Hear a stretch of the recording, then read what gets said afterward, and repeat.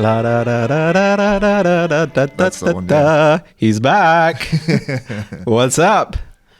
Oh, we're on. That's all We're right. on, baby. I'm good. How are you doing? I don't want to talk to you unless the camera's on. Okay, fair enough. That's good. We don't want to talk normally like we talk off camera. That's for sure. That's true. We're pretty open on camera. It's very true. But it's we're even more open off camera, right? I think some of your dark humor would not go across well. No.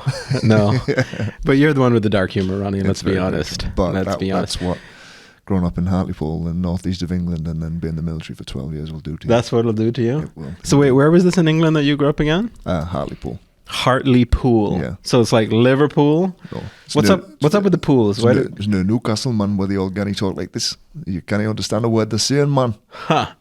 They say man a lot over there? Why, I man. Interesting. It's almost as a like Geordie and Pat one is not that far apart. What's Geordian? Geordie, it's like Geordie language. So people from Newcastle were they're called Geordies. Huh, interesting. Yeah, well, I mean, that's where we get historical factor about it, but it escapes me at the moment. Yeah, no, I saw some Instagram video, and it was some guy from the UK, and he sounded Caymanian. He was like, man, or something. And I'm like, wow, interesting. Well, what I find is now, like, obviously we watch YouTube a lot these days. It's people speaking, they're always using the word like, and it's like this and like. Yeah, it's true. Do you know any other word apart from like? The funny thing is, you go up the northeast, and everyone's, you know what I'm talking about, like, yeah. Okay. It's used as a kind of affirmation aspect to reinforce what they're trying to say. Interesting. Huh. So yeah. It's like I find that so interesting that people. I mean, I do it all the time. I want to do it in this podcast, but it's. Don't get me started on that. What is that? What is the thing? It gives you time to think about what you're going to say next or something. I think it's to do with the fact that people want to say something, and there's a pause, and unconsciously your brain tries to fill the space in. Okay. While you come up with whatever you're trying to say next. Right. That's why. Usually, if people know what they're talking about, they won't be saying. Right. It's almost like Morse code. And you don't want to leave that space empty for some reason. But here's what's interesting, right? In film, there's actors that are great at just leaving that empty space. Oh yeah, that's where it's at. And it really accentuates a moment. Mm-hmm. But I think in a general conversation with people to do it, that pause is dramatic, and people are like, "What are you doing?" Well, I think it's dramatic for the speaker, but I think the listeners, they'll hang in for a bit. As long as you're not waiting there for 30 seconds to say the next thing. But there's an interesting thing that they use in the military. So people don't, if you imagine that politicians will speak very ambiguously, they talk about country and family and this and that, and it's all ambiguous, which means they can be open to interpretation. Whereas in the military, it's executive pause command. What's that mean? It means, okay, listen in, and you get everyone's attention. Now they know that there is something else following.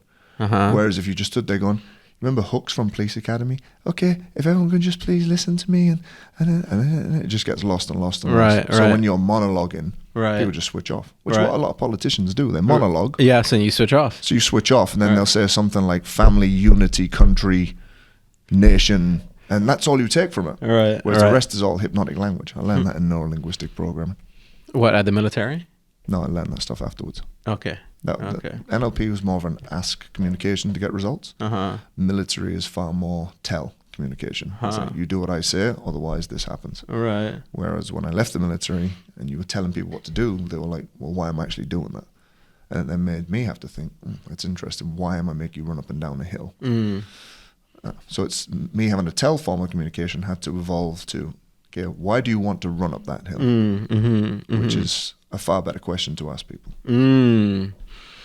Yeah, but I mean, when you're in the military, you're not supposed to even ask those questions, are you? You're supposed to do what you're told. Definitely. But in my experience, when I left the military and I was still doing, okay, run up that hill, run back, doing the whole. People are like, why? Doing the caricature of being a military instructor. It was one lady turned around and said to me, I was shouting and we were doing this retreat. This is my first year out of the military, and I was teaching at a retreat. And I'm shouting, like, move, run, everything. And this lady just literally said to me, she went, I don't need you to tell me and shout at me. I need you to educate me. as to why I'm doing this. Okay, and she was in the military? No. She was a civilian. So Okay. when I left the military, I was teaching a retreat, like a weightless. Oh, okay, this was retreat. after. Okay. And I was still in that mode of scream, shout, Right. go, fast, bang, everything Right. like that. You know, like bust a blood vessel in my head. And it took a lady turning around and say to me, she went, I don't need you to shout at me. Right. I need you to educate me. Interesting. And then when I started having a ask form of communication, I started seeing a lot better results with people. Because it's like, let's say, for instance, someone turns up to the military for basic training and they're 40 pounds overweight, never done training in their life. They're not going to say to you, oh, how do I lose the weight? You're literally just going to shout and scream at them till their eyeballs bleed and not give them proper nutritious food for like 8 to 12 weeks. They don't get to sleep hardly. Right. And so they just lose weight through the stress diet. Right. Whereas a civilian person doesn't have to subjugate themselves to that kind of, shall we say, torture. Yeah. But they still want to lose the weight. Whereas if you turn around and say to a person, all right, instead of trying to figure out how to lose the weight, why is the weight there in the first place? Now they have to confront the aspects that have made them, oh, this is what got me to this position. That's when you work backwards from. Right. Yeah, no, there's a lot of benefit in learning about your intentions and certain, because you act in certain ways, just people in general, and you don't know why. And then in maybe actions that you don't like, maybe eat too much or whatever, sugar and that. But then when you ask yourself, wait, why am I doing this? It kind of puts a mirror on your actions and sort of like, it allows you to be a little bit more in control, I think, of your actions. When you're asking yourself why, and you're like, wait, what are my intentions here? It's just, I want to feel good in my mouth with this sugar. Like, is that all? 90% of behaviors are unconscious. Yeah. So Yeah. we're only like 10% that is, we're bringing into consciousness of like, if I'm tapping this table and if I'm talking now, I'm conscious. I'm not conscious of my foot tapping, it's just doing it. Everything we learn and how we behave comes from the subconscious mind, which we've built up over a period of time through trying to survive. Yeah. And what your brain has learned is this works, that doesn't work. I feel good doing this. I feel bad doing this. So I'm going to keep doing this. The problem is when you keep doing something that feels good immediately, there's always going to be a repercussion for it later on. That is just the law of the universe. Now, is there a law for that? Of course, if you have so much pleasure, what's the only place that it can go to from there is pain. Down. Yeah. Yeah. So if you have a night out on Friday, you go to the bar, you eat a great meal, like you have great dessert, you drink a bottle of wine, you have a laugh, you got your friends. It's a wonderful experience and it's ingrained in your head. Your brain takes that. It's like, that is great. It's a great experience. Yeah. Next morning. The next morning, though. There's nowhere to go but down, baby. That part of your brain, your ego, is like that friend that comes into your life saying, yeah, we're going out, we're partying. And you're like, yes. And you get the next morning, you're like, hey, where did you go? And then you're left with your logical brain, which is like, now I've got to clean this up. And you're like, oh, I'm too tired to do this. So that's when you start reaching for the easy, quick dopamine fixes of like greasy food, Coca-Cola. Yeah. You know, those quick fixes to get you over. Yeah. Yeah. And so we're always seeking to avoid pain Yeah. and move towards pleasure. What's the thing you say? People will do more to avoid pain than they will to gain pleasure? Yeah, I said it in the last podcast. It's the pleasure you're looking for is in the pain you're avoiding. Or it's in the results you're looking for is in the work you're avoiding. Now, let's say, for instance, let's flip it on its head. Instead of going out on a Friday night and getting wasted and eating a lot of food, you stay home, you go for a run, you get in, you cook yourself some nice healthy food, you have green tea, you sit, you relax, you meditate, you sleep, you get up the next day, you feel great. There was a little bit of work went into that and sacrifice, but now you feel better. So now you got a longer kind of feeling of dopamine or serotonin. Right. It's more... But the problem is we're so exhausted by how society is built and how we run it and the functional system that we've created over a period of time that people don't want to sit down and kind of do those things. They just want to kind of feel better immediately. And that's why we pick up our phones. That's why we indulge in alcohol or drugs or whatever. And we're trying to escape that. So we're trying to move away from the pain. The problem is when you use quick little fixes to move away from the pain, they don't last and it just drops you back to where you were before. Do you know high time preference and low time preference? I heard of it vaguely. Enlighten me. Same thing that you're talking about. So basically, people with high time preference will indulge in short term pleasures. And people with longer time preference will delay that gratification for something longer term. So the general idea is to reorient yourself towards a longer time, a low time preference. It's like the kids with the marshmallows. Remember, they gave a kid the marshmallows. Yeah, same thing. Like it's the ones that ate the marshmallows straight away, they have high time preference. It's like no.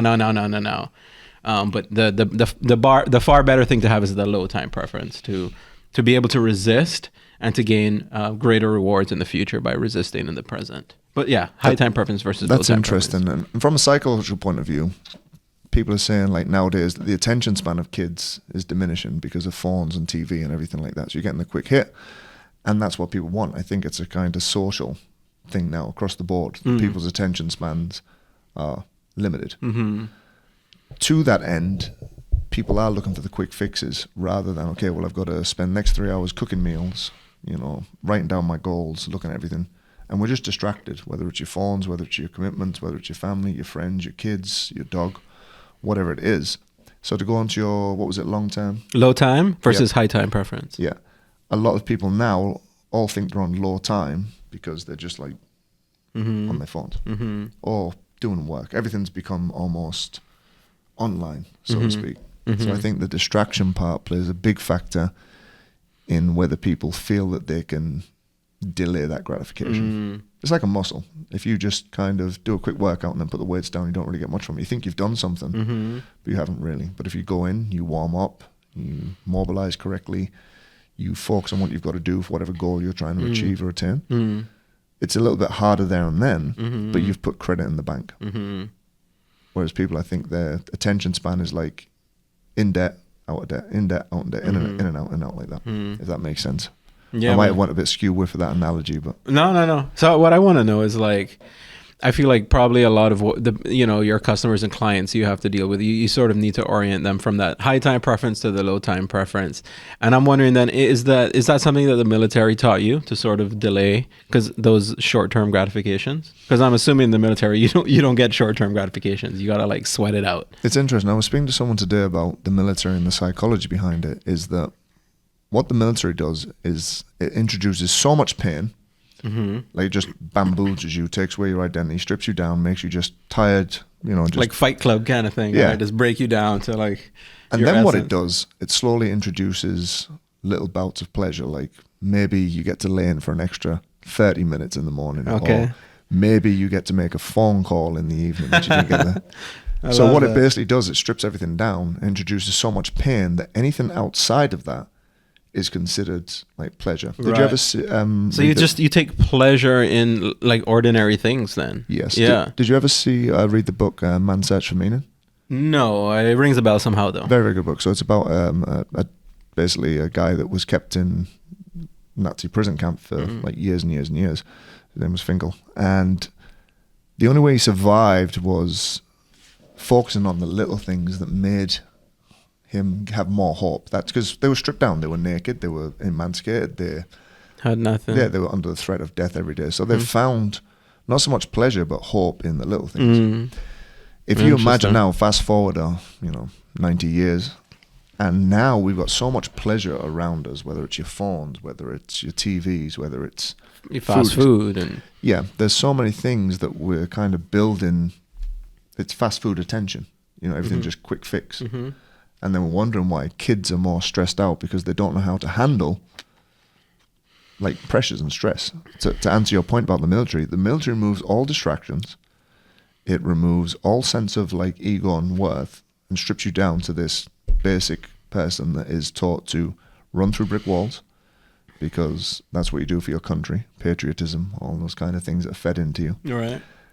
And there's only two things we're motivated by, pain and pleasure. We avoid pain and we move towards pleasure. But imagine you're in so much pain and like time and stress and everything like that.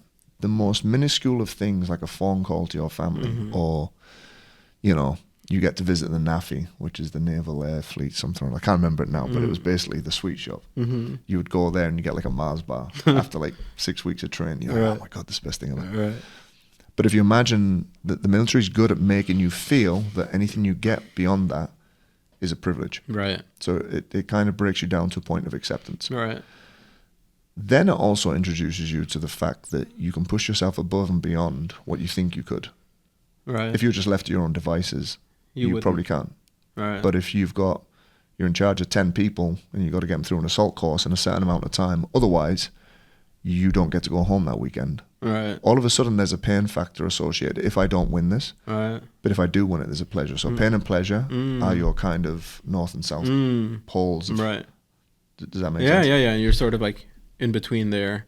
And if you don't have a pain area to go in, you might not pursue exactly that pleasure. But if you do have that pain there, it's like, I don't want that. So and this is why it's difficult, and forgive me for being, what's the word I'm looking for? Generic or stereotyping or pigeonholing people. Most people that have got their subliminal satisfiers, Maslow's pyramid of human needs. Yep. So you've got physiological, psychological, social.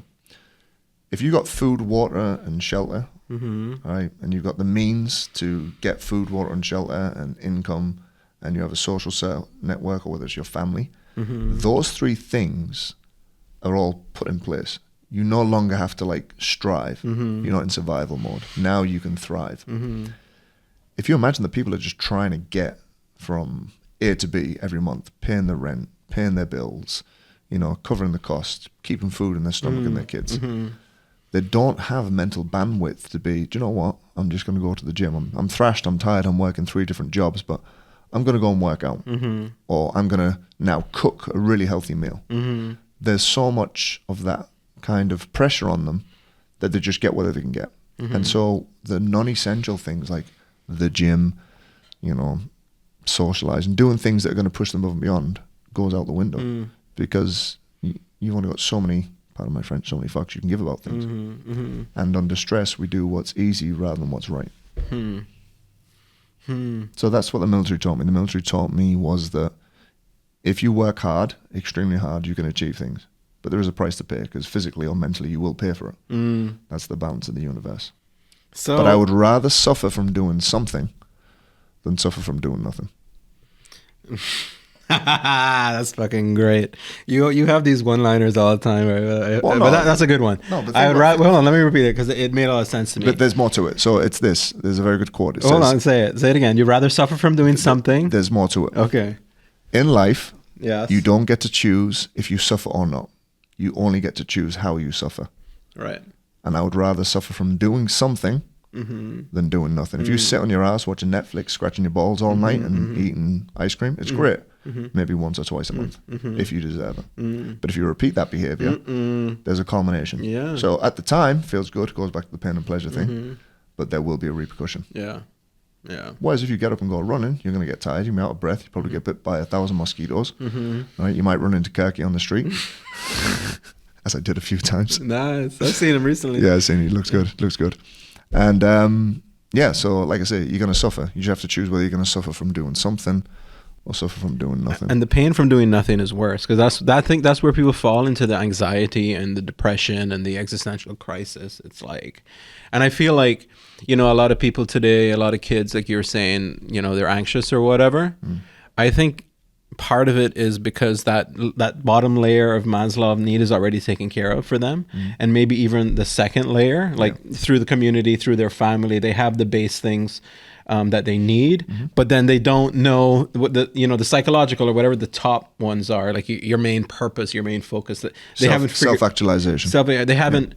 That's where they're like, I don't know. So they get into this anxious mode. Whereas I think if you strip that away from them and they actually have to work for their food and the food was their base layer, like I just need food each day, then you don't get anxious, you don't get depressed at that point because you're not dealing with higher order things. You're just trying to survive. What's very interesting, someone recently said to me that anxiety and depression is a westernized thing. Well, that's kind of where I'm getting at. It's almost like I don't mean to say it doesn't exist in places, but I think that people that get up every day and they got to fight for their lives and to eat and to get by. Yeah. They're not thinking about whether they've got the latest iPhone. They're not worried about whether they're going to the latest gala or having the picture on Instagram. Right. They're not FOMOing because their friends are out and they're not, or whatever. And I think our hardware as humans can be corrupted by the software we download around us. We spoke about this before in regards to we pick up information from our peers and our friends and our family. We learn habits from people around us. you are the sum of the 5 people you hang around with, supposedly. If you sit by yourself. And yeah, there's a whole kind of Pandora's box and rabbit hole you can go down about whether society is, addicted to phones, and we have too many options. When you have too many options, your brain is like picking and choosing. And when you can't select one, your brain just goes, I've had enough of this. Yeah. And so I also believe that like anxiety and depression, there's people that are just predisposed to it genetically, and as kind of a family-based genetic heritage. There are people that are just predisposed to it. There is elements that are self-induced by your diet, your sleep patterns, your stress levels, your environment stress, all those things. And if you just sit doing nothing and don't fight back with it, even if it's a little small thing, nature just turns around and goes, well, there's some overthinking for you. There's catastrophization. There is depression, anxiety, all these things. I guarantee you, if you jumped into an ice bath or started sprinting or did a very hard workout or did something like jiu-jitsu or boxing match, do you think you're wallowing in your thoughts at that point? No. Of course you're not. Yeah.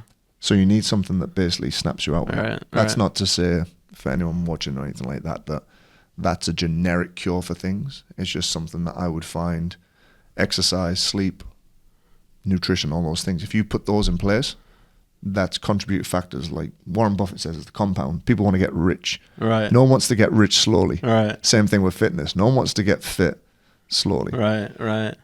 But the trick is to not like go on this like 10-day smash, kill myself with like exercise and starve myself and drink my own piss and things like that. It's to say that if you did a little bit of something every day, it compounds. Right. Whether that's getting sleep, whether that's eating right, all those things go towards making you feel better. Yeah. Compounding interest is a beautiful thing. I think it's like something that he said, Warren Buffett. So I got a question. Hold on. 9 inches. What? That's how long my hair used to be when I was about 5. So yeah, I think I saw you with long hair in a photo, didn't I? Must have been in black and white, buddy. It's been a while before that. It's been a while. So I bet they chopped that off at the military. Yeah. So question, like you look like a military guy. You tired, beaten, and old. You look like you're in the military. And if people if people don't know you and they look at you like, yeah, okay, sure, I would guess that he was in the military, but I kind of know you, and you're very open-minded on some things, and you're also selectively. You're very self-determined. So let me ask you. If I didn't know you, I would have thought you would have been a natural fit for the military. But because I know you, I'm assuming that you may have struggled when you went in with some things. Like, I don't imagine you liked being told what to do. No, well, the interesting part is as a kid, you don't really know your identity. My identity as a kid was I was a boxer. I was good at that. I wasn't good at school, but I was a very, very good boxer. So when I joined up, all I pretty much did was went on the boxing squad, trained, had a fight, went back on ship for a couple of weeks, rinse and repeat. Okay. So in the military, you're very taken care of and looked after and revered in a certain light if you're very good at a sport. So if you do rugby, if you do football, you do boxing, whatever it is, if you're at a high level of that, they will basically say to you, right, you don't have to do what everyone else does. Why? It's the representational aspect. So interdepartment, I just said, so you've got bases, you've got regions, you've got different things that would have interdepartment competitions would be your first one. And then it would be different bases, so on and so forth. Like Army versus Navy. Yeah, all that kind of stuff. Yeah. And there's a certain amount of machoism and egotism and patriotism attached to that. Yeah. So, yeah, there's a lot of funding goes towards helping people if you do that. The price is that you'll probably train 2 to 3 times a day, you'll be very, very tired, and obviously you have to get into a ring and fight in front of people. So there's a payoff. You can be at sea, like, just doing your job, in the bilges, cleaning, or, go and get your face punched in. So that's what you were up to. So okay, so it wasn't too bad those first couple of years then. It wasn't too bad overall, to be honest with you. Yeah. And then just through being around PTIs, which are physical training instructor specialists, it was a logical move for me that I applied for that and took everything I'd learned from being 5 years old in a boxing gym, and it was just the next logical step, really. That was that. Hopefully that answers your question. Well, yeah. I mean, I guess so. I mean, you were a lot younger then, so I guess you were figuring things out. Yeah. And you also don't strike me, and I don't mean this in a bad way, because I think I'm the same way, as not a very patriotic person.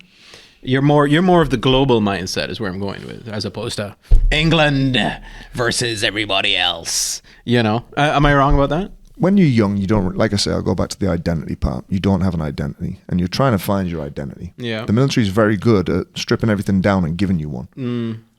Mm-hmm. They say to you that you are representing all before you. And it's a very good way to give young men and women a sense of direction. Mm-hmm.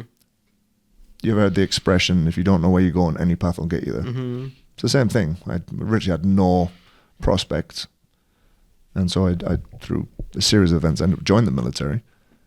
And yeah, you buy into that whole thing. It's you work hard, you play hard, you're patriotic, and you're a military person, so you're above civilian people and civvies and all.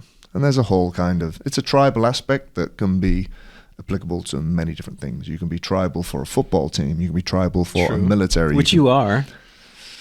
Yeah, the less said about Man United at the moment, the better. And anyone watching this that's a Man U fan feels me. It's been a few years for you guys, I think. Yeah, so to come back to the point of your question, I didn't have an identity. The military gave me one, and I think you wear that kind of identity for a period of time before it's like you shed that. There's an interesting thing about psychology of like different careers.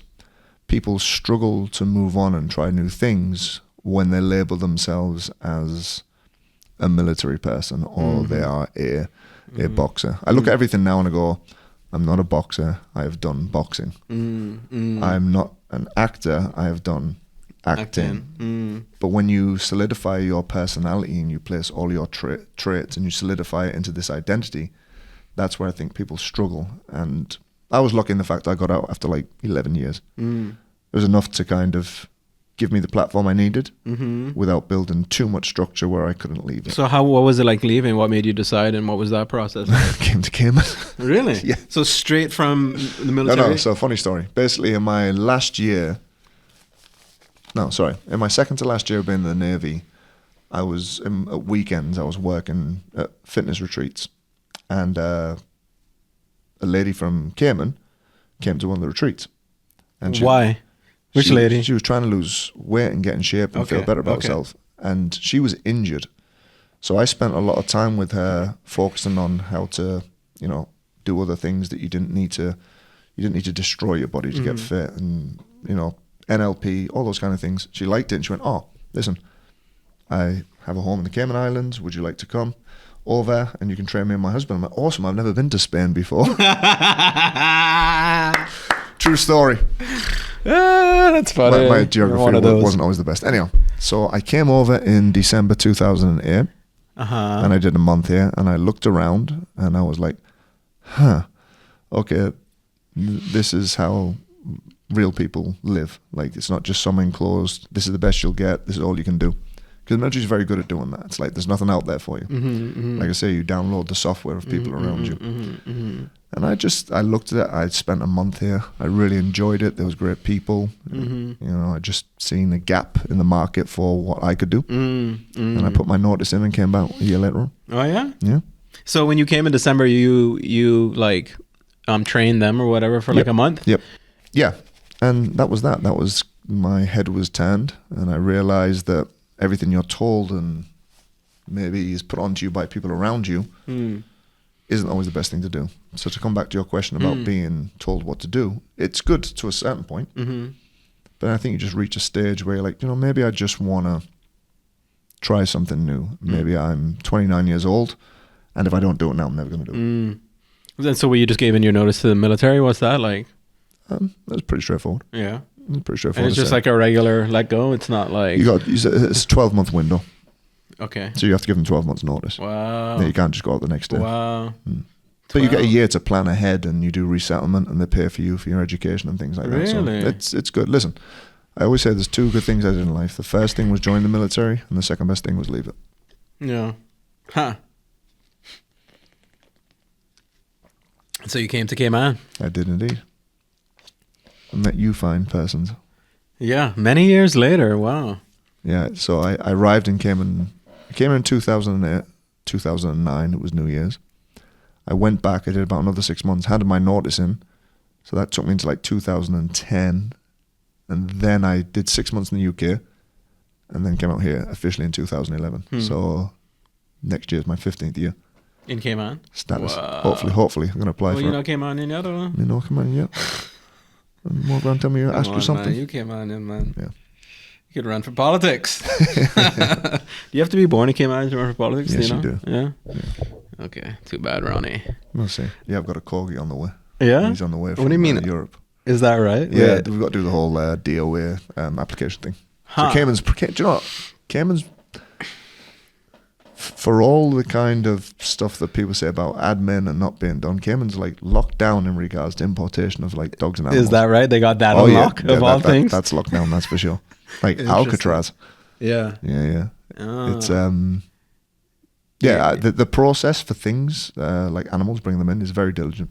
Huh. Very, very diligent. So what is it like efficient?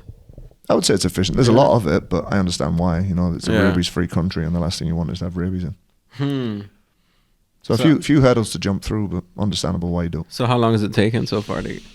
And what kind of dog are we talking about here? I just did a collier, you said? Collier, no, Corgi. Corgi? I don't know dogs, Corgi, bro. Corgi, Charlie, Oscar, Romeo, Golf, India, Corgi. Cute. Yeah, the one. Oh, I love those things. Yeah, those are cool. The Queen's dog. The Queen. Those are the Queen's dog. Or? Yeah, she's had 30 of them over like it was like 60 years, whatever it was. Look at that. Yeah, they're cute. They're short and stout, you know, but that cute face. It's called Alfie. So yeah, hopefully all being well, the DOA grants us it, and he'll be in Cayman. Alfie, the Cayman Corgi. You had it here first. We're going to start an Instagram page. Oh, I know you will, baby. Can't wait to see it. Yeah. What else is new? How was your family? How's your dad? Dad's great. He feels great. Honestly, no problems. Family's all good right now. It's great. Well, I know he's back to normal. I've seen him in Hurley's. He was cussing you out, so I know he was fine. Why was he cursing me out for? We were just talking about you as well. Yeah. I think cussing you out for being born, one of those things. Yeah, no, man. Pretty all good, man. Last year was a great year for Awesome. You know, just running the business was great, was fun, was That's the most important thing. Yeah, man. It was just great being strategic with things and being a little bit more you know, focused on the small things, which is what I'm not good at, right? So but it's good to Me neither. Devil's in the details, all right. I think you are though. Honestly, are you not? I'm not. I can watch a movie or listen to a song and pick it apart because it generally interests me, but normally administrational wise for like menial tasks, you got to like chain me down to the chair and kind of like put my head into it and it's be like, the worst. Yeah. Forms are the worst. Again, it comes back to that aspect though of if I avoid the pain and just go for pleasure, there's going to be more pain to deal with later on. That's the one thing I've realized. So it's like you just roll your sleeves up, you chain yourself to it, you take a big hit of Red Bull and you just go at it. The forms are the worst. I don't understand why I have to. The administrational bureaucracy. Put my name on a form at the bank. Put my account number. Every time I go, I have to do this every single time I go. My computer knows it's me when I put my finger on it. Boom. Oh, it's bad error. I can't go to the bank and do that. Would you sign a piece of equipment out to someone if they just rocked up and said, "Hi, I want some lights"? What would you do? But yeah, take them. In the same way, there is an accountability and liability involved with everything. And what's happened now is that they try to make things so watertight when it comes to administration that the digital trail has to be, you know, there. And your signature, your monies, all these kind of aspects, all contributory to that process. Sure, but it's inefficient, it's slow, and it's a waste of time if you ask me. A lot of it. Let's not go there. But the person that's dealing with that has the end of the day signature to write to say that all accounts and everything are in place, they wouldn't say that. They're like, well, you chose to be in that area of life and I'm on this side of the fence. So to them, it's absolutely necessary. Sure it is. It is. So everything we look at is context dependent. So to you, it's annoying and inconvenient, but to the person that's making the decisions and running the bank, it's an absolutely necessary evil. Yes. Even as much as I don't want to admit that, and I don't like filling in forms or doing anything that involves administration. I just like to speak to people. I like to help people. I like to teach. I like to train. I don't like inconveniences, particularly administrational ones. There's nothing worse than someone calling you up and saying, you have to fill this form in because of this. You're just like... It's the worst. Yeah. No, we had a form the other day. But how do you reframe that? The date. And then the dates need to match. That person signed, and I'm just like... Someone told me recently, they were like, the reason why it annoys you is because you don't understand it. Yes. And that is a big, that was a game changer for me. It's like, it's very, very true. It is one. I always say that all the time. The things that I don't understand, I get upset about it. Of course you do, because your brain's like, it's trying to solve that problem there and then. It has nothing. You're just like, yeah. Foxtrot Oscar. You know what I say when I'm Foxtrot Oscar, right? No, what does that mean? Figure it out. It rhymes with duck cough. So when we want to say something, we can't really say it in the presence of people or children. You say something from the alphabet. All right. So Foxtrot Oscar. That means duck off? Kind of, but with the F. Okay. You'll get it probably once this podcast is exactly finished, when I'm watching it back. You'll be like that happens quite often. You'll be like 3 o'clock in the morning, wake up, go, yeah, I got it. You'll be texting me and calling me. Be like, do you want to play FIFA? I'm not as quick-minded as you. That's the thing. I'm quicker than you in FIFA for sure. Just slotting those balls into the man, yeah. Definitely. I loved beating you during the pandemic. Don't talk about slotting things inside. Those are some of the best moments at the pandemic. The only time you hear from me, right, is when I score an amazing goal. I send you, and then you send me the replay. Some random replay and all that. I score this great goal and all I get back is keeper was trash. Keeper was trash. You got an easy mode. Keeper's like, yeah, it's glitching. Oh man, it's the little things that keep us amused. Yeah. Where were we? We were talking about family, marriage, and what else? And forms, and we haven't got to movies yet. Yeah, that's how about that? What the hell? We haven't really talked either since Australia, The Bluff. Cause when was that? Last year, we were both trying to go to the boat. Like, Frankie, we hear you're filming a movie in Australia. Hey, can we come? Can we do this? We sent a proposal over to the government, begging the government for money. What else is new? Yes. They didn't buy it. They didn't give us money. Well, you were begging. I paid for my own. Yeah, you paid for your own. There you go. That says it all. I didn't go, but you did. I did. How was it? One of the best experiences of my life. I'm sure. Hands down. Yeah. When was this again? June? That was June through to August. So I did 9 weeks in total. Wow, you were there for 9 full weeks. 9 weeks. My first time in Australia. Crazy. Huh. It was amazing. Like, from being in Australia, being on the Gold Coast, so the people generally of Australia, the vibe, the Cayman dollar to the Australian dollar. It was really good? Oh, yeah, very, very good. Okay, great. So that was great. Didn't work so much coming back the other way, but, what does? Oh, God, I said, do you know what I'm going to do? I'm going to watch this back, and every time I say or like, I'm going to do 50 push-ups. That's your thing. It was great. The people were lovely. The place I was in, the environment, the vibe was just fantastic. And then you were around a group of creative people, which were all hired because they're incredible at what they do. So whether it was from the director, Frankie, who everything dripped down from, the vibe, the positivity, the relaxation on set, but still getting everything done, through to the people with the catering, just delivering the most incredible food. Dude, I put on about like 12 pounds when I was there. Whatever. No, I'm not joking. I want to see you 12 pounds heavier. Luckily, you look the same. I was dressed up and I had a big beard and I had clothes on, but I put on weight like 12 pounds in the space like 9 weeks. Yeah. Just through the catering. And so was that for the role? Cakes. No. I want to be an emancipated pirate. I wasn't even meant to be in it initially, remember?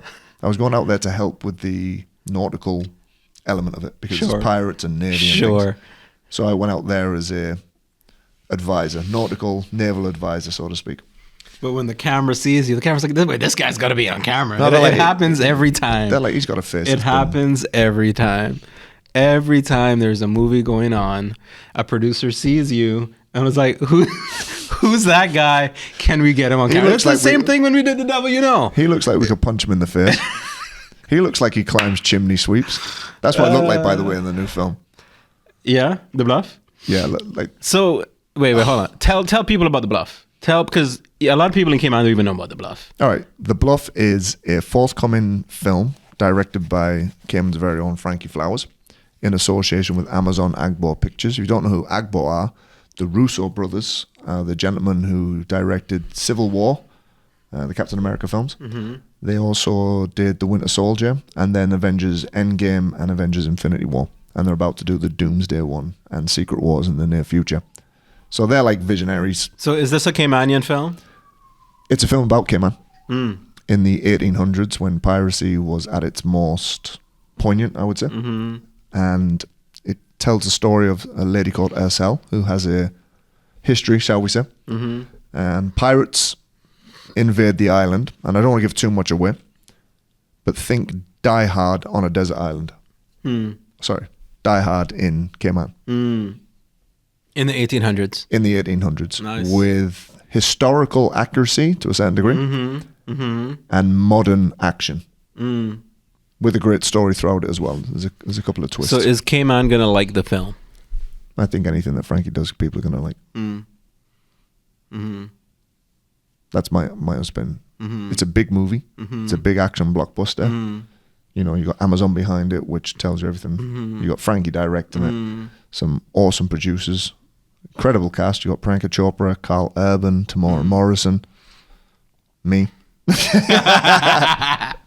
No, I'm a featured extra. On No, you know, I hear you're all over the film. That's what Ari told me. You know Ari, right? I do know. Yeah, yeah. He said you were great. He loved you.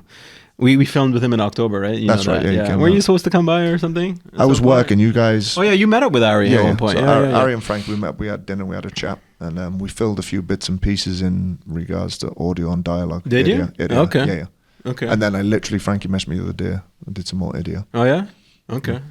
So it's, I'm excited. I'm genuinely excited for people to see it. The most thing I'm excited though is seeing the amount of work that Frankie did for the script. Because he's the writer and the director. Yeah.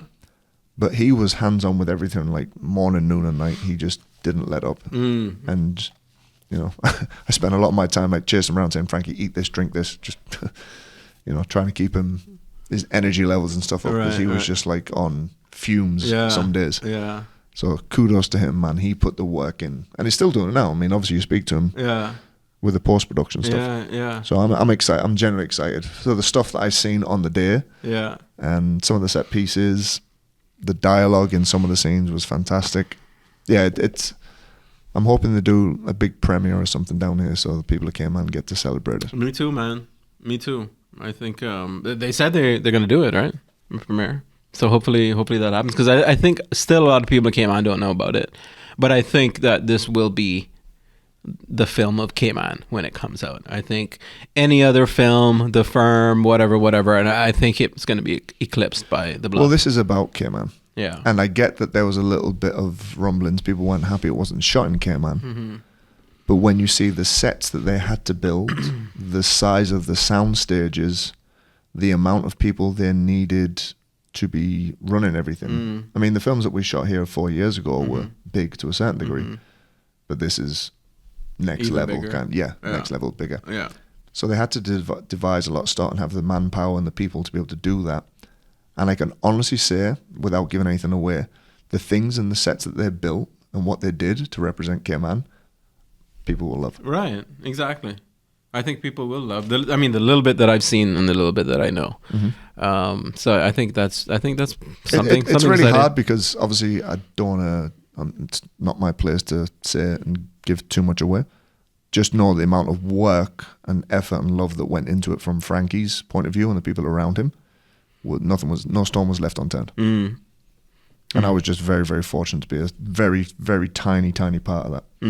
Me too. It was fun being with Frankie in the Brack and shooting those plates. We met Ari. I don't know if you met James McQuaid. Haven't met James McQuaid yet. Yeah. And then we had. Did you ever meet Duncan? He came. He did LiDAR stuff over in the Bluff. He flew over and did some LiDAR. He said he was in the Brack. I don't know. I don't know. I've been hitting the head a lot in my life, so I forget things quite easily. Yeah. But that's super cool, man. So you're gonna get some more acting credits. That's great. What's next? You were saying. What else about the Bluff before we talk about Edge of Darkness? Edge of Justice. Edge of Justice. Sorry. I don't know.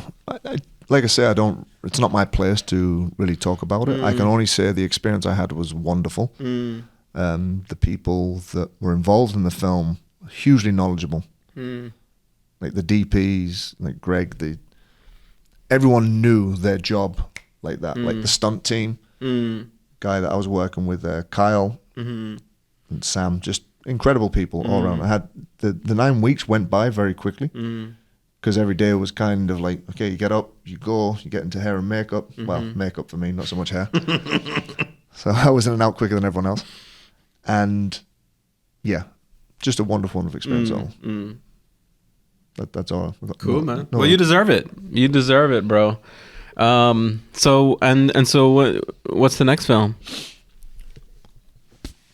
Edge of Justice, hopefully. In the end of April, maybe. It's one of those things, you know yourself, trying to get a film financed and put everything together across the finish line. You can get the script, you can get the previs, you can get the people in place, but there's just always that little bit of red tape or something that he's doing from a legal point of view, funding, whatever it is. And it takes one small aspect to go wrong and it just falls apart. So we're just on that precipice of getting it done and securing the people we want. But again, it comes down to financing. As is always the way with these things. So we'll see what happens. I'm ready, set to go, as I have been for like 5 years. Yeah. I watched what we filmed the other day, and I sent it to Tremaine, and he's like, that's pretty underrated. That was pretty good. Which one? Well, the one that we did at the, with, what's his name? The French actor.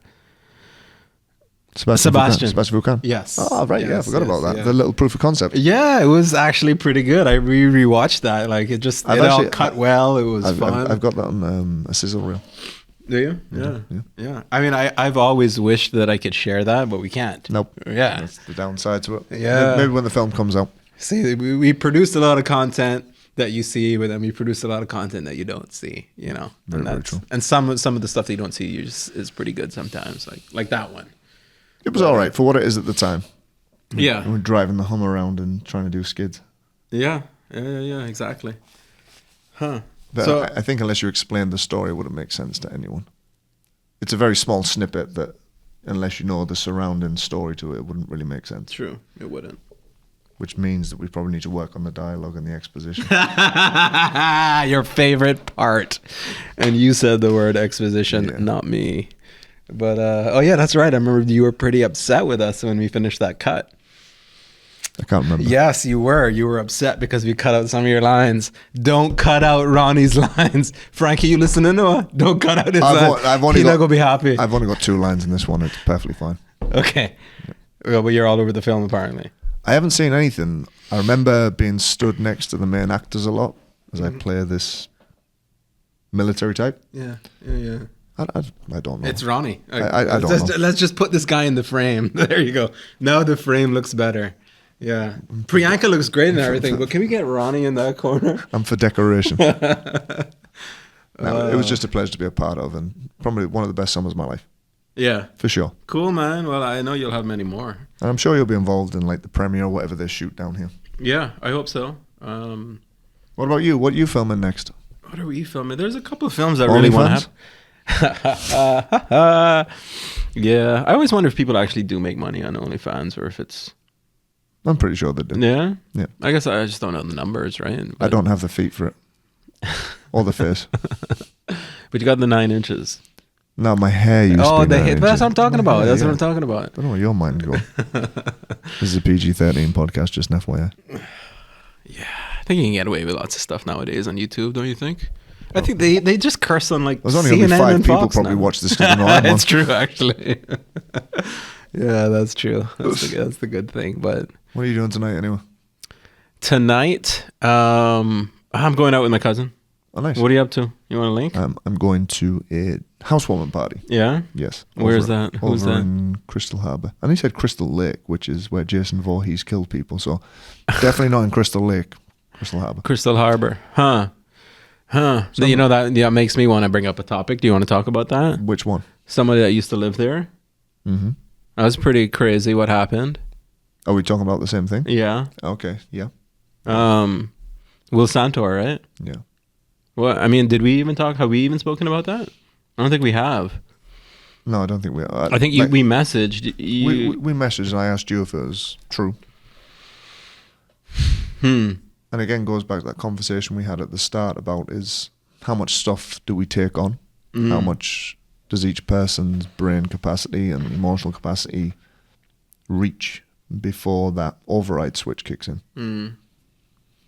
I feel, this is just my personal opinion, Cayman is a tough place to be because of the cost of living, because of the expectations in regards to, playing keeping up with the Joneses to a certain degree. But again, you never know what someone is going through from a psychological point of view. You never know what battles they're fighting internally and whether it just gets too much. So regardless of what we may think is easy to handle, some people may not, or they may not see a way out, and it's just a general tragedy overall. Yeah, it was a general tragedy. I mean, I'm, aside from you and Trevor with The Devil You Know giving me a break, or just having no one else to do it. That's what it was. Will basically gave us all a shot. Yeah, he gave us all a shot. Yeah. And I'll always be indebted to him for that. Well, that's what's kind of so sad about it, is that he gave us and so many other people that we know here in Cayman opportunities to work on films, to be in films, and to experience that. And a lot of films. He had a very nice memorial went to. Yeah. Really, really nice at Mykonos. A lot of people turned up and paid their respects and told some great stories about him. And it was a nice send-off. And I wish Sonia and the two daughters all the best for the future. Yeah, no, we were shooting at the time and couldn't go. But yeah, that was pretty tough, man. The whole film community was affected by that, I think suicide is, people thought it's an easy way out of this. Imagine the pain and stress and the sense of overwhelm you must be in to override that survival switch. Yeah, to do that. I mean, it's almost like a fail-safe. You're trying to, like a Hail Mary in regards to just eradicating that pain. Yeah. I don't know. Huh. Either which way, like, I hope he's at rest now. Yeah. Yeah. Me too. And it definitely goes to show you that even if you are living the great life, hanging with actors, making movies, making money, if that part of your soul is, corrupted, or you just feel a certain way for whatever reason, no amount of things around you can help with that. And I do think that the world has a general problem when it comes to mental health. I just think it is magnified in Cayman because it's such a small place. And you would think that the amount of mental health issues people have here, that there would be more of a uptake on it, and also a facility. I know they've got Pontiana being built, which is going to house both people with mental illnesses and stuff, as well as apparently the criminally insane. I don't know how that will go unless it's segregated, but there's a lot of questions about that place, and I'm sure once it opens that'll become more, what's the word? Accepted? No. I think it'll become more evident about who's going to be able to go there to help you able to get there. In the meantime, there is a lot of amazing mental health care professionals on the island. No, it has increased a little bit. Yeah, that was quite extraordinary. But yeah, I also do hope he's at peace and his family. Yeah, is. Well, I'm hoping that the movies that he shot last time, which was Little Mouth and Unit 234. Well, Unit 234 got released in the UK. No way. Yeah, it's released in the UK. No way. Yeah. So have you seen it? I have not seen it. I need to change my VPN. But Little Mouth is still, I suppose, Nicholas Tabrak. Oh yeah, They're still working on bits and pieces, so hopefully it'll see the light of day very, very soon. Right. Huh. So, but Unit 234 is released. That's great. That was the one I pegged as my favorite. Well, out of those two, did you? I like the Baker, and the first four, but Unit 234 was just clean, crisp, nice. I just like movies. Yeah. I just like movies. I like watching them. I like being part of them. I like writing about them, talking about them. And it's not even a sense of escapism. I think that movies are the modern day version of what, Campfire stories? Yeah, it's like what Shakespeare was in the park years ago. People go into something to learn about life from a different perspective. What are you looking for? The unit 234? I have 12 emails, 30 messages, and a proposal due by 10. You don't have YouTube Premium where you get rid of the ads? No, I don't. Cheap ass morpho. Cayman, baby. You're not seeing the trailer? I can't find anyone to cover. There's nothing that I can do. You need to sell that place. Start living life again. It's interesting watching these things because you look at something and go, I know that place. I know that place. How can I help you? It's a little embarrassing, really. I picked up the wrong set. Which unit is it? 2, 3, 4. I'm sorry, but could I please see some ID? You gotta be kidding me. I want you to leave. He doesn't like paperwork either. Is that what you get? I'm not surprised. Right? That's how that is. But then again, Don Johnson didn't like much. He likes Cayman, doesn't he? He likes Cayman. Where am I? Liked a few people on the set as well, didn't he? I don't know what you're talking about. I'm watching the trailer. We gotta move. Son of a... Nobody leaves. You didn't know there was a trailer? I haven't seen the trailer yet. No, my first time seeing the trailer. Interesting. Yeah, released 5 months ago. Impotent rage is a terrible Well, the movie thing. came out like about a week later on. Oh, really? So it's been out that long? Yeah. We're all guilty of something. Maybe we try and find a way to stream it and basically watch it. I remember shooting that. I remember shooting Don Johnson. You don't understand. You don't know what's Oh, going sorry. on Is here. that a spoiler?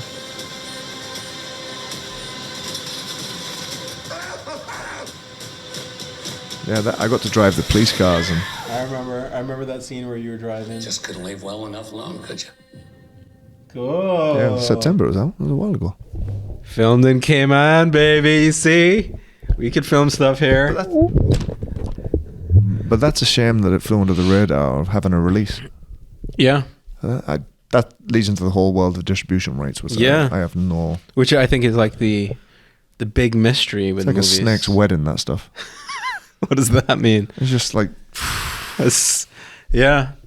Because I mean, this is a perfect example. Isabel Furman, Don Johnson. Mm-hmm. No one knows about Jack this. Houston. Yeah, no one knows about it. You know, like, oh, it's released in the UK. I haven't even seen the trailer. Why? Luckily, you have a film geek friend like me. Luckily, I do. You are a film geek friend that I have. I'm a film But I guess, but I think this is what you're saying. Like, even if you shoot Edge of Darkness, Justice. Edge of Justice. Okay, yeah. Even like it's like you can shoot it, great, you know, and then what happens after that? You know, does this happen? No one knows that you did it. No one knows that the trailer's out. No one's even. Well, it depends on who you sign up with. If you sign up with a distributor beforehand and you've got certain actors attached to it, then they've got obligations to show it in different countries where that person is popular. That's one model Yeah. that they can utilize. Another one could be a studio is like, okay, we're going to put Tom Cruise in it, and therefore it's going to just get released everywhere. And then you'll get a bidding war. So maybe a studio makes it and then shows it to a bunch of people and goes, all right, who's going to pay us the most for it? Like almost like an auction. Yeah, but then it's like, who's buying these things? Like pre-internet, cinemas would buy it, right? Yeah. Post-internet. Well, yeah, you've got distribution companies. You've got people like Archstone in London. They're a distribution company, but they also film finance. There's so many different avenues and in little bits and pieces that you just, like we say, the paperwork part, but that's where people make their money. Yeah. Like that, just that little sentence, that little word, and $50,000 going to them instead of you. Well, I mean, it's like start with the end in mind. Start with the distribution in mind, right? Stephen R. Covey, 7 Habits of Highly Effective People. Starting with the end in mind. Begin with the end in mind. Yeah, exactly. And like with a film, it's like so often we start with just the film in mind. This is what we want to do. We want to do this movie because we like the movie. But we don't think about the distribution. Isn't there an aspect of you make a movie based on an idea, but that idea takes so much steps of being fleshed out, polished, refined, goes through many iterations. The same way as script. Even scripts for like big movies are still being rewritten on the day. Yeah. There's so many. It's like trying to hit a moving target while you're riding a horse, shooting a bow and arrow while you got sunbeam blasting your eyes. It's a difficult thing to get a movie made. It is, man. I didn't realize how difficult until I got involved in the creative process of them. Yeah. And then it's even harder to get it distributed. Yes. Like, which is just... yeah, I'm going to check and see if Little Mouth is out. No, not yet. Not yet, huh? No. Oh, wow, that Little Mouth's a different film completely, but yeah, what the hell? No comment. Or is this thing just really big? No comment. I'm on YouTube. It's all safe here. Don't listen to Ronnie. Okay, great. You need AI. to get YouTube Premium. Become a dude. master of AI tools, Ronnie. Dude, you need to get YouTube Premium. Pay for adverts not to come along. I'm not the biggest fan of Google. Not the biggest fan. It's not Google, it's YouTube. Oh, no, it's YouTube. Yeah, So well, I get what yeah, you mean. whatever. But yeah. Where were we? We have drifted off into the deserts of distraction. Distribution. Yes, distribution. The distribution. This is where people make money, though. But this is a perfect example. Will Santor, God rest his soul. all the other producers, Jason, Jeff, myself, you, everyone. I'm not. It's a not producer. distributed. I'm not What a I'm saying producer. with the people that take part in it, we do this, but then does this even have distribution? I don't know. You would have to do like a little bit of a deep dive into it. I just know it's released in the UK. It went on to streaming. Sometimes a film just doesn't hold enough interest where the distributors will watch it and be like, yeah, this would be great. This is going to make money. Sometimes people just buy it at a low price and it just gets put on streaming for people to... And that's why it's interesting now. You can do a movie that doesn't do well at the cinema, but Netflix picks it up and next thing you know, you're in front of 50 million people. It's kind of crazy when you look at it that way. You can make a bad movie and yet you'll still get 50 million sets of eyes on it. Yeah. And that happens pretty often. But that also dilutes product as well because people are like, well, this many people are going to see it and, you know, we'll give you this much amount of money for it. Right. And maybe you'll get something further along the line down from it. Right. But I think that's why Netflix produces its own movies now as well. Yeah. They still buy stuff, Yeah. but they produce their own content. They can manage. Yeah, so money. they want eyes on their product. They want memberships. You think about it. 100 million people across the world paying $15. Well, maybe 20 now. I'm not too sure what it is. Or potentially 1 million people paying $20 in a cinema. Yeah. You can start to see where the numbers start drifting towards streaming. Sure. I get the economics of that. I just don't know if it's a good idea if the distributors are in charge of the content. I feel like that's going to affect the content. It's a $100 million question, right? Yeah. Literally. Yeah. I don't know. This is why I get chalked for a living and you tell people what to do in front of the camera. Yeah, we all have our roles in this film machine, in this film world. Exactly that. I did speak to Vincent Bouillon a couple of weeks ago. Okay. He's been doing some great things for the John Wick movies and also... I think I saw that on Instagram. he won the award for Best Stunt of the Year. Oh, did he? Yeah, for getting kicked down those stairs. You seen the John Wick fight? Yes, it's just one big fight scene. I've seen the big fight scene. And your problem is? You know, it would be good to have, you know, a plot. There is a plot. They killed his dog. He's going after revenge. What more plot? Honestly, if someone hurt my dog, If someone killed I would become Corgi, someone Alfie? touched Alfie, I would become Ron Wick. you would. His Yes. less capable, half-blind, Yes, bald-headed cousin. Yes. But that's like actually a good, perfect role for you. You need that. You need like a John Wick I'm kind too of old. role. Too old. I'm Come on, 40. since it's acting. That's I'm the good 40. thing about acting. Like a Don Johnson. How old is Don Johnson? Yeah, he got the had main more. role He in had your- more doubles than the card full of poker. What is it? Again, Okay, for doubles. Yeah, did he have some doubles? yeah, What is he? Late 60s, early 70s? 72, I think. You got time, bro. You got time. You know, have you ever noticed the older you get, time goes faster? I don't know what that is. I think it's because we're more stressed and trying to focus on getting by rather than enjoying the moment like we did as kids. It's the relativity. It's the relativity question. Yeah. Is that the one where put your hand on a hot stove for a second, it feels like a lifetime? Put your hands on a hot woman, it can feel like a few seconds. Exactly. That's the Albert Einstein thing. And you know, it actually. I don't think Albert Einstein said that. I think it was more like Snoop Doggy Dogg. That version, at least, anyway. No, Sounds about right, but actually, I think it was LL Cool J. That it could be that too. Yeah. It could be that too. But it's funny because I was actually on a podcast with my cousin who I'm hanging out with tonight, unreleased. We were talking about, we were big into like EMC squared and, you know, just trying to figure all that out. And it actually hit me. I never quite understood why when you're moving fast, time slows down. I never quite understood that. And maybe you do, and maybe other people do, but it never quite hit me why would time slow down when you're moving. And then I realized it's because time is moving. It's already moving. So therefore, if you're moving at the same speed of time, then obviously time's slowing down because you've caught up with it, so to speak. I had never looked at it so simply like that. But that's really just pretty much all it is, right? I've always looked at it like surfing more. Is that if you just don't know how to surf and you're just getting splashed and it just feels like forever. Right. But if you're on that wave and riding it, it's kind of smooth. Right. And you're sort of, I mean, same sort of You're concept. enjoying it, and that's why it goes quicker and there's not as many bumps. Huh. I don't think that explains why time moves faster when we get older. Because definitely when I was a kid, going through school, it was a lifetime. It was a freaking lifetime. Well, yeah, because you were doing stuff that you didn't really enjoy. Yeah, I know. And when you don't enjoy something, like I can sit, for me, if you made me sit down and write one page of dialogue, I'd be there like probably 3 days, like cursing myself out. You got me to watch, I don't know, a Netflix TV series, I'm just transfixed. Yeah. Because you're taking your brain away from that work, so to speak, that pain. But when it is painful, there's that relativity of, well, it's going to keep you here and it's going to seem longer. Yeah. Time flies when you're having fun. It does indeed. So we must be having fun. I think I'm having fun. I love being older than younger. Yes. I like being at the point where you fucked up so much you realize how not to be too stupid. That's another way to put it. Is that what wisdom means? I would never regard myself as someone with wisdom. I would just say that I have fucked up so many times I've realized how not to fuck up as much. Yeah. And that's all we're doing. We're not messing up all the time. When we're younger, we mess up all the time. And that's why we're angry and frustrated and argumentative and do stupid things, say stupid stuff. As you get older, you still do that, just not as much. True. I think that is wisdom.